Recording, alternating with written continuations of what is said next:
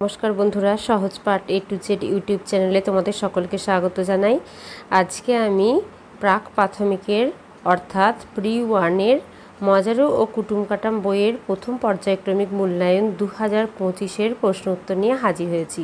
চলো তাহলে দেখে নিই কী প্রশ্ন এসেছিল এবং তার উত্তর কী হবে। একে আছে যেটি ছোট তার পাশে টিক চিহ্ন দাও। প্রথমের গোলাপ ফুলটা দেখো বড়, তারপরটা ছোট, তাই ছোটোর পাশে টিক চিহ্ন দিয়েছি। তারপরে প্রথম মাছটা বড়, পরের মাছটা ছোট, তাই ছোটোর পাশে টিক চিহ্ন দিয়েছি। দুইয়ে বলেছে কে কোথায় যাবে দাগ দিয়ে দেখাও। বাঁদিকে আছে মৌচাক, মৌচাকে যাবে মৌমাছি, তারপর পাখি যাবে হচ্ছে পাখির বাসায়, তাই সেটা তীর চিহ্ন দিয়ে মিলিয়েছি।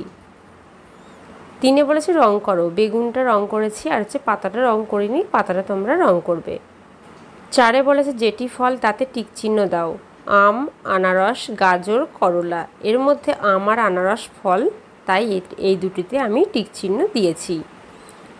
পাঁচে বলেছে বাম দিকের সাথে ডান দিক মেলাও।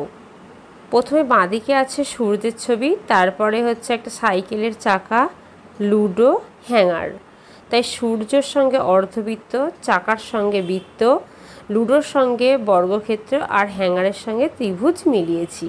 তাহলে এই ছিল আমাদের প্রথম পর্যায়ক্রমিক মূল্যায়ন 2025-এর প্রি-1-এর প্রশ্ন উত্তর। আজকের ভিডিও এই পর্যন্তই। আবার পরদিন নতুন কোনো ভিডিও নিয়ে তোমাদের কাছে হাজির হব। আমাদের চ্যানেলটিকে ভালো লাগলে অবশ্যই লাইক, কমেন্ট ও শেয়ার করতে ভুলো না। আর এরকম নতুন নতুন ভিডিও পেতে অবশ্যই আমাদের চ্যানেলটিকে সাবস্ক্রাইব করো ও পাশে থাকা বেল আইকনটি প্রেস করো।